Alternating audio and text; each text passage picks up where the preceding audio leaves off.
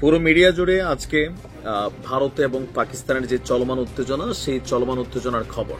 একটা ন্যাক্কারজনক ঘটনা ঘটেছে, আর এই ঘটনাটির পর সারা পৃথিবী তীব্র নিন্দা জানিয়েছে। প্রধান উপদেষ্টা ডক্টর মোহাম্মদ ইউনূস জানিয়েছে, আমরাও জানাই, কারণ এগুলো কখনোই কাম্য না। ভারতের পেহেলগামে যে ঘটনাটা ঘটেছে, প্রত্যেকেই পর্যটক, বহিরাগত পর্যটক, স্থানীয় কোনো লোকাল পিপল না, এবং বেছে বেছে এই পর্যটকদের মধ্যে যারা পুরুষ আছেন তাদেরকে শেষ করা হয়েছে। এরপর থেকে আলোচনায় যে নামটা দ্য রেজিস্ট্যান্স ফ্রন্ট, একটা টিম যেটার সংক্ষেপে নাম হচ্ছে TRF। তো আজকের ভিডিওতে আমরা চলুন দেখি কারা এই TRF এবং কেনই বা তারা এই ঘটনা ঘটিয়েছে। আর এই ঘটনাটি ঘটার মাত্র কয়েক ঘন্টা পরেই আপনার আলোচনায় এসেছে দ্য রেজিস্ট্যান্স ফ্রন্ট নামক এই সংগঠনটি। 26 পর্যটক নিহতের ঘটনা যখন মানুষ সয়লাভ, তখনই সামাজিক যোগাযোগ মাধ্যম টেলিভিশন পর্দায় আপনার টেলিগ্রাম বার্তায় এই হামলার দায় স্বীকার করছে সশস্ত্র গোষ্ঠী দ্য রেজিস্ট্যান্ট ফ্রন্ট। তবে এই গোষ্ঠীটা কারা? তারা কি পাকিস্তান অঞ্চল থেকে আসছে? না। আপনাদের খেয়াল থাকা 2019 সালে এই কাশ্মীরের বেশ কিছু সুবিধা কেড়ে নিয়েছিল মোদির এই সরকার।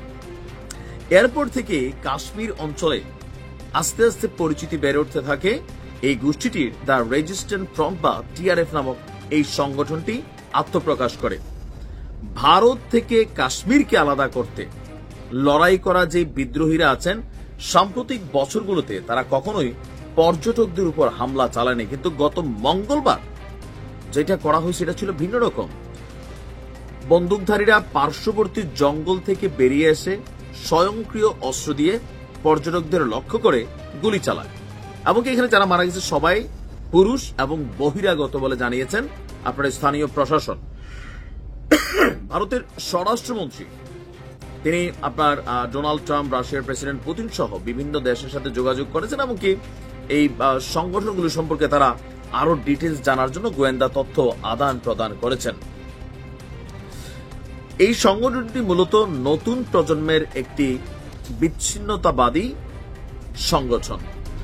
2019 সালে কাশ্মীরের বিশেষ সুবিধা বা বিশেষ ধারা 370 বিলুপ্তির পর সামাজিক যোগাযোগ মাধ্যমে সক্রিয় থেকে নিজেদের পরিচিতি গড়ে তোলে এই গোষ্ঠীটি।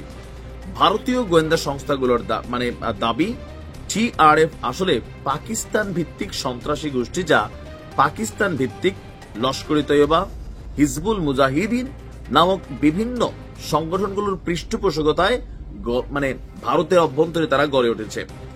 আর TRF বেসিক্যালি কাশ্মীরের জনগণ না, তারা পাকিস্তানের ছদ্মবেশী জনগণ, যা কাশ্মীরি জাতীয়তাবাদী নামে ভারতে সহিংসতা চালাচ্ছে।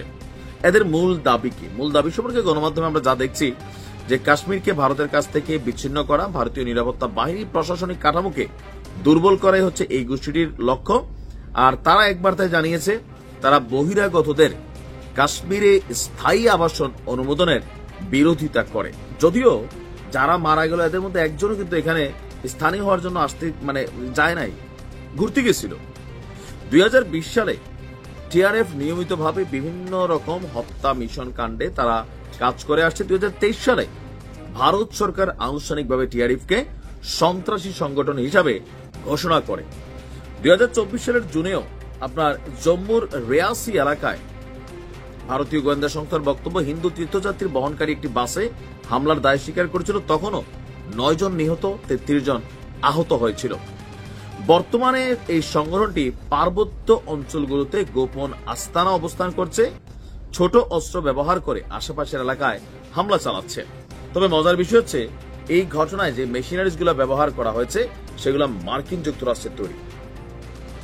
এখনই TRF নিয়ে যতগুলো প্রতিবেদন আমরা বলেছি সেটা হচ্ছে ভারতীয় গোয়েন্দাদের দেওয়া বা ভারতীয় গণমাধ্যম থেকে, বা TRF এর আলাদা কোনো সাইট বা এটা আমরা ওইগুলা জানিও না। আমিও প্রথম তাদের নাম শুনলাম এই ঘটনার পর। তবে এরা পাকিস্তানে বসবাসকারী কোনো গোষ্ঠী না, ভারতের কাশ্মীরেই। এখন কিছু কিছু জায়গায় যেটা হয় যে কাশ্মীরের অনেক সুযোগ সুবিধা বাতিল করে দিয়েছে মোদী সরকার, বিশেষ আইন করে। এগুলোতে কি হয়েছে, জাতির মধ্যে একটা গোষ্ঠী বঞ্চিত হয়েছে, শোষিত হয়েছে, নিপীড়িত হয়েছে। তাদের মধ্যে একটা গোষ্ঠী তাদের অধিকার আদায়ের জন্য কাজ করতে পারে। তবে অধিকার আদায়ের জন্য যে যতভাবে কাজ করুক, অন্য মানুষকে, নিরীহ মানুষকে হত্যা করে যারা কাজ করে, আমরা তাদেরকে কখনোই যেই নামেই হোক, যেখানে কানেকশন হোক, একদম গোষ্ঠী সহ নির্বংশ করতে হবে। লড়াই যদি হয় কোন দেশের মধ্যে, সেনাবাহিনী টু সেনাবাহিনী করা উচিত। এখন ভারতের গণমাধ্যমে অনেক মিথ্যা তথ্য তারা দেয়, সত্যিও দেয়। এই মুহূর্তে আমরা জানি না যে আসলে কোনটা সত্য কোনটা মিথ্যা। ভালো থাকুন, আসসালামু আলাইকুম।